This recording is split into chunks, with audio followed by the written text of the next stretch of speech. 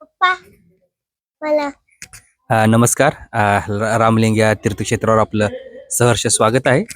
दरवर्षी आम्ही रामलिंगला पावसाळ्यामध्ये भेट देत असतो. पावसाळ्यामध्ये अत्यंत विविधतेनं हा प्रदेश नटलेला असतो.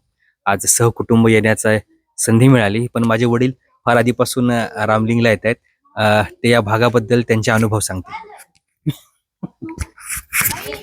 आमच्या इचलकरंजीजवळ किंवा शिरूर तालुक्याजवळ असणारा एक अतिशय सुंदर असा नैसर्गिक स्पॉट आहे.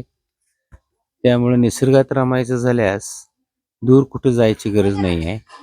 इथे आलं तरी मनाला पूर्ण शांती मिळते आणि निसर्गाची चांगली साथही मिळते.